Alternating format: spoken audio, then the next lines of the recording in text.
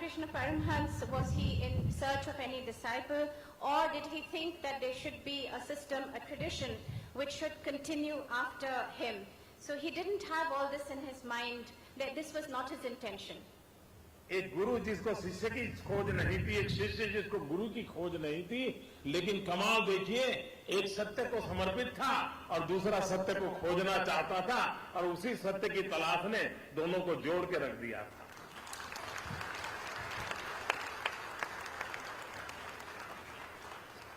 So one was not in search of a guru, the other was not in search of a disciple. One was completely dedicated to the truth, the other was searching for the truth. And it was their quest that brought them together. This is the real surprise.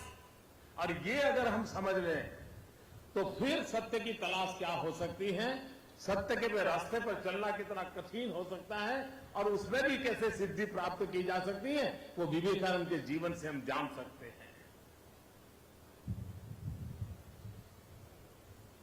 I think if we can understand this and we try to understand what truth is, it's difficult, but if we can do this, then we can really attain siddhi, and then we can understand what Swami Vivekananda was all about. हम विवेकानंद जी के उस कालखंड का विचार करें जहां पर धर्म का प्रभाव, पूजा पद्धति का प्रभाव, रिचुअल्स का महात्म्य, धर्म गुरुओं का महात्म्य, धर्म ग्रंथों का महात्म्य, ये चरम सीमा पर था.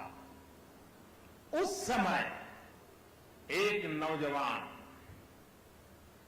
उन सारी परंपराओं से बाहर जाने की बात करें, इसकी आज कोई कल्पना तक नहीं कर सकता है.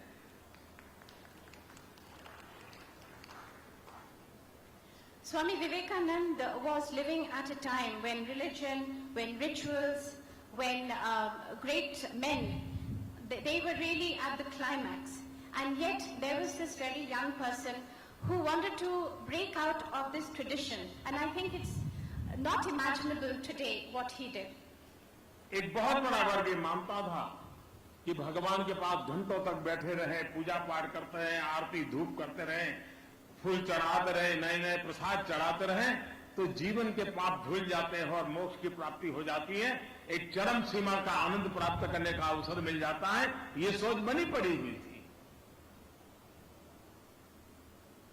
At that time, the majority of the people thought that by doing puja, rituals, by offering prasad, etc., one would be able to wash away one's sins and attain nirvana, moksha.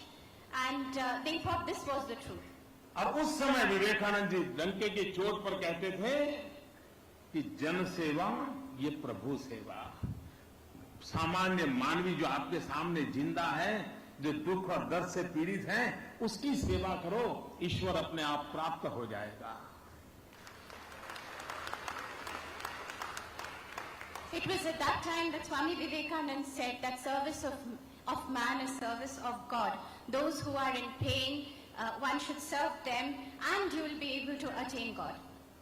उन्होंने कलकत्ते की धरती पर जब नौजवानों से उन्हें पूछा कि ईश्वर प्राप्ति का रास्ता क्या होता है, हमें क्या करना चाहिए, तब उन्होंने कहा ये सब छोड़ो, जाओ फुटबॉल खेलो, मस्ती से फुटबॉल खेलो, पूरी तरह अपने आप को झोंक दो, हो सकता है तुम्हें रास्ता मिल जाएगा. He was asked this question by the young people on Calcuttan soil, that how is it that we can obtain or get to God? And he said, well, go and play football, have a great time, completely dedicate yourself to the game, and maybe you will find a way to reach God. उस समय हम गुलामी के कालखंड में जी रहे थे.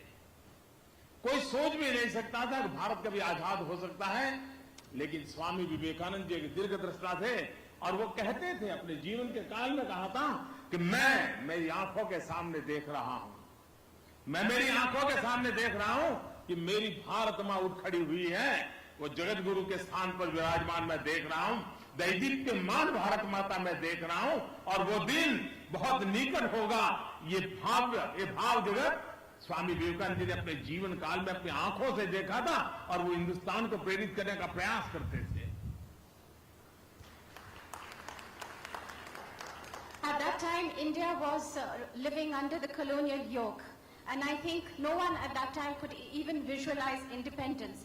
But it was Swami Vivekananda who, during his lifetime, he said that I can see right before my eyes that our Bharat Mata will one day be among the leader of nations, and that day is very near. He actually foresaw the independence of India, and from his words the Indian people got inspiration. वो एक कालखंड था जब एक तरफ अध्यात्म प्रधान जीवन था और वह सिर्फ भारत में नहीं एशिया के सभी देशों में समाहित था, और दूसरी तरफ वो पश्चिम का विचार था जहां अर्थ प्रधान था। अध्यात्म प्रधान जीवन और अर्थ प्रधान जीवन के बीच एक शताब्दियों का टकराव चल रहा था। अर्थ प्रधान जीवन ने धीरे धीरे अध्यात्म प्रधान जीवन को किनारे कर दिया था। अर्थ प्रधान जीवन जन सामान्य की आशा आकांक्षाओं का केंद्र बिंदु बन गया था। This was at that time when philosophy used to dominate life, not just in India but throughout Asia on the one hand, and you had slowly economic means, money dominating the Western world, and there was this clash which was developing, and slowly and gradually it was money which took over, and it was the Western point of view, and slowly the economic means became the center of people's ambitions and expectations. और ऐसे कालखंड में स्वामी विवेकानंद जी ने हिम्मत के साथ और 30-32 साल की आयु में पश्चिम की दुनिया में साकर के उस धरती पर जाकर के विश्व को आध्यात्मिकता का संदेश देने का एक सामर्थ्यवान काम किया था।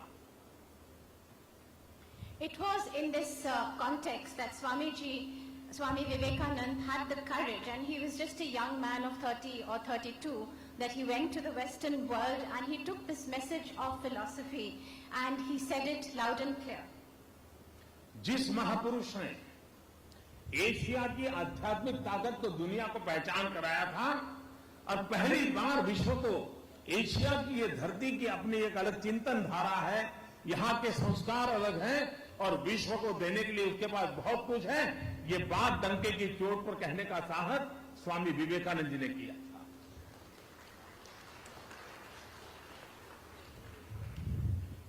And it was during this time, it was the first time that Swami Vivekananda took this Asian philosophy to the Western world. It was the first time that he talked about the contribution of the East, and he said this loud and clear.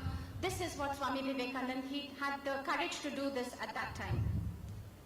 कल मैं यहाँ ASEAN summit में था, आज यहाँ मैं south east Asia summit में था, और एक बात वहां उभर करके सामने आती थी और वो एक आती थी कि वन एशिया का विचार। लेकिन आज जो आवाज गूंज रही है उसमें आर्थिक व्यवस्था है, राजनीतिक व्यवस्था है, सरकारों के मेलजोल की व्यवस्था का चिंतन है, लेकिन बहुत कम लोगों को मालूम होगा कि वन एशिया का कंसेप्ट आध्यात्मिक धरातल पर सबसे पहले स्वामी विवेकानंद ने प्रचारित किया था।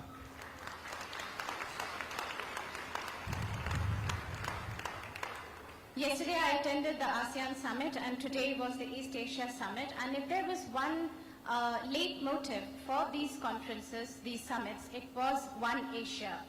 And this is one thought process, and on the other hand you have the various economic, political systems, the tension between bringing governments together. But very few people know that this concept of One Asia, it was Swami Vivekananda who talked about it for the first time and preached it. मैं एक पुरानी घटना आपके सामने प्रस्तुत करना चाहता हूं। After Swami Vivekananda introduced the East and Asia to the West, scholars and philosophers like Okakuru,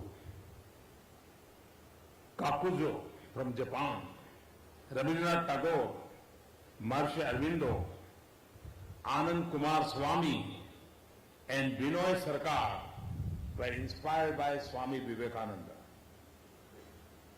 Okakuru invited Swami Vivekananda to Japan and also sent him a check of ₹300, and he came to Calcutta to meet Swami Vivekananda in the 1st of February 1902, and both went to Bodh Gaya together. Okakuru is the modern Pan-Asianism. In his book, Ideals of the East, by Okakuru, whose manuscript was edited by Sister Nivedita, the foremost Western disciple of Swami Vivekananda. The very first sentence, this is what the important thing I want to tell you. The very first sentence was, Asia is one. The idea of Asian unity is clearly Swami Vivekananda's concept. In his next book, The Awakening of the East, the next book was The Awakening of the East. Okakaru even began by saying, brothers and sisters of Asia, echoing Swami Vivekananda's speech at the Parliament of Religions. मैं इसलिए कह रहा था कि जो उस प्रकार के उस समय के फिलोसोफर विवेकानंद जी के प्रभाव में थे, उन्होंने जो विवेकानंद से मंत्र पाया था वो एशिया इज वन, ये मंत्र पाया था। आज 100 साल के बाद आर्थिक राजनीतिक कारणों से वन एशिया की चर्चा हो रही है, लेकिन उस समय आध्यात्मिक एकात्मता के आधार पर विवेकानंद जी ये देख पाते थे कि ये भूमि है जो विश्व को संकटों से बाहर निकाल सकती है। और आज दुनिया जिन 2 संकटों से जूझ रही है, अगर उन 2 संकटों के समाधान का रास्ता कोई दे सकता है तो एशिया की धरती से ही निकल सकता है।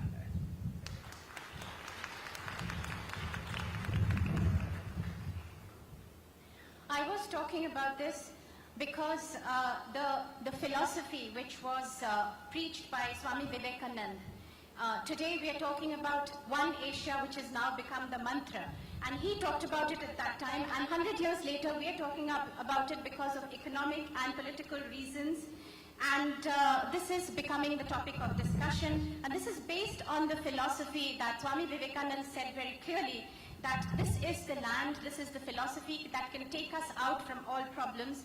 And today the world is faced with 2 main problems, and if we look at his philosophy and what he preached, and he said it is from Asia that the solution can come. और इसलिए आज विश्व कह रहा है climate change और global warming की बात, आज विश्व कह रहा है टेररिज्म की चर्चा। यही तो धरती है जहां भगवान बुद्ध का संदेश मिला, यही तो धरती है जहां से हिंदुत्व का संदेश मिला, और इसी धरती से ये बातें उभर करके आ गई हैं जहां पर ये कहा गया, एकम सत विप्राहा बहुधा वदंती, truth is one, sage is calls it in a different way. ये जो मूल मंत्र है वो सबको एक रखने का, जोड़ने की ताकत देता है। And today the whole world is talking about climate change, about global warming, the world is talking about terrorism. This is the land where Buddha was born, where the message of peace was given. And this is the truth.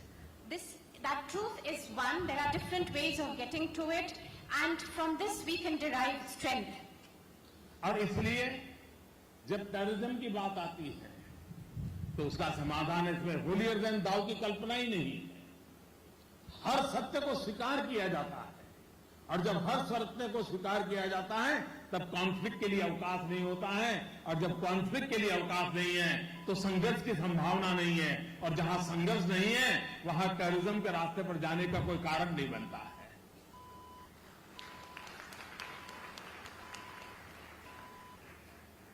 So when we talk about finding a solution to terrorism, we don't talk in terms of being holier than thou. There are, as I said, there are different ways of getting to the truth. And when we talk about this, there are no conflict areas. If there are no conflict areas, then there's no clash. And if there's no clash, then we can find a solution to terrorism too. आज विश्व global warming की चर्चा करता है। हम वो लोग हैं जिसने पौधे में परमात्मा देखा। हम जितने भी ईश्वर की कल्पना की है, हर ईश्वर के साथ कोई न कोई प्राकृतिक जीवन जुड़ा हुआ है।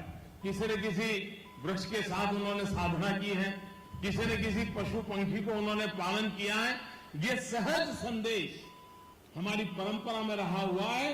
हम प्रकृति के शोषण का पक्षकार नहीं रहे हैं, हम नेचर के साथ मित्रतापूर्ण गुजारा करने की सबक लेकर के चले हुए लोग हैं। वही संस्कृति है जो ग्लोबल वार्मिंग से मानव जात को बचा सकती है।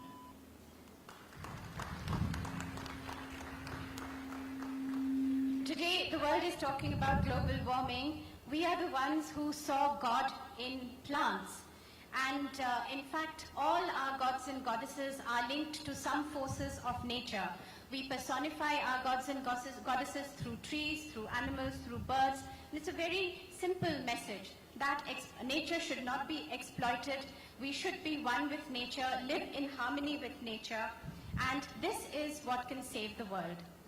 मुझे लगता है कि स्वामी विवेकानंद जी ने ये जो हमें रास्ते दिखाए हैं, उन रास्तों को हम अगर हम परिपूर्ण करते हैं तो हमें हमारे भीतर कोई नए विवेकानंद को प्रस्थापित करने की जरूरत नहीं है। उनकी कही हुई एक बात को लेकर के भी अगर हम चल पाते हैं, मैं समझता हूं हम आने वाली शताब्दियों तक मानव जात की सेवा करने के लिए कुछ न कुछ योगदान करके जा सकते हैं।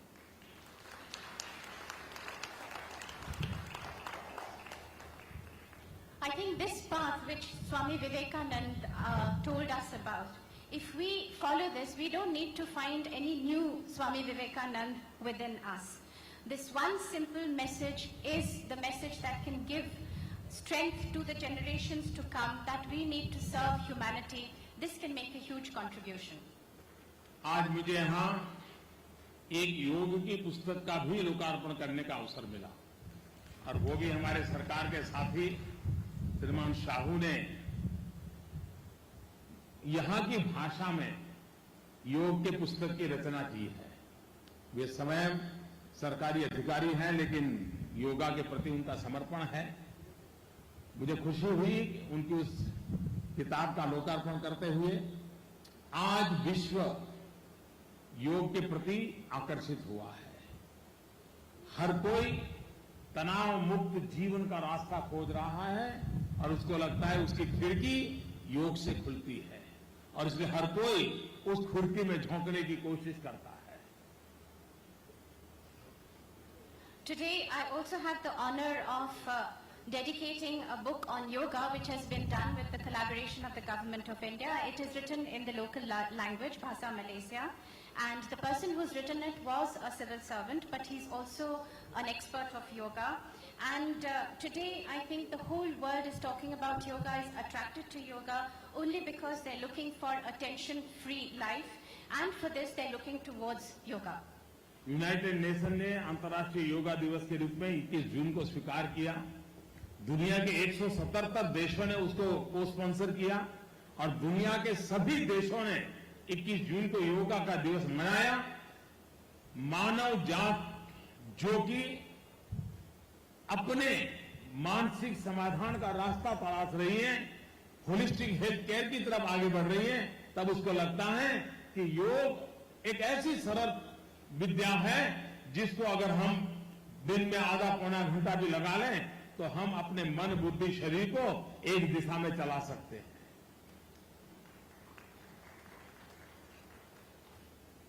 The United Nations accepted and passed a resolution making 21st June the International Day of Yoga, and this resolution was co-sponsored by 177 countries, and all countries in the world celebrated 21st June as the first International Yoga Day. And I think today, if humanity is searching for a path which will be tension-free, a life which is tension-free, holistic living, holistic healthcare, then this can be found in the science of yoga, which simply says that if you take out 30 to 45 minutes from your daily routine and do various yoga exercises, you can attain a tension-free life, good health and good mind.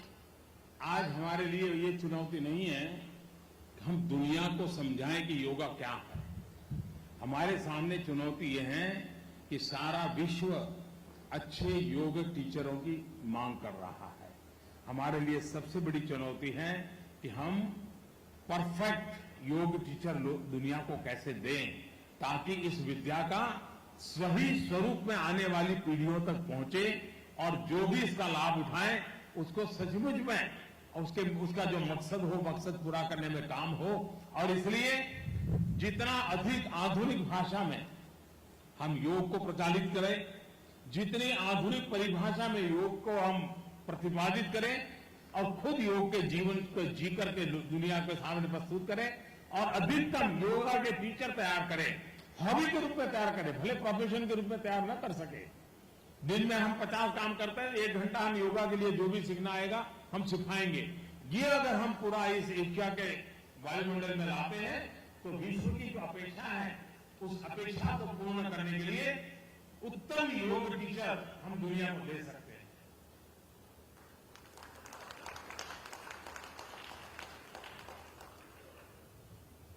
I think the challenge isn't really to explain to the world what yoga is. The biggest challenge that we have before us is to give to the world very good, excellent yoga teachers. And those who are able to actually explain the original nature of yoga. And whoever does yoga should be able to attain his goals. And therefore, we should be able to talk about yoga in the modern lingo. And we should be taking this message to the entire world that you could live your life, do your entire routine, but take out maybe 1 hour from your routine life and preach the real nature of yoga, and thereby we can fulfill the expectations of the world from us. We can give good yoga teachers to the world. मैं स्वामी सुप्रियानंद जी का बहुत आभारी हूँ कि आज मुझे इस पवित्र स्थान पर आने का अवसर मिला, विवेकानंद जी की प्रतिमा का लोकार्पण करने का अवसर मिला और मुझे विश्वास है कि इस धरती पर आने वाले विश्व के सभी लोगों को यहाँ से कोई न कोई प्रेरणा मिलती रहेगी। इसी एक शुभकामनाओं के साथ आप सबका बहुत बहुत धन्यवाद।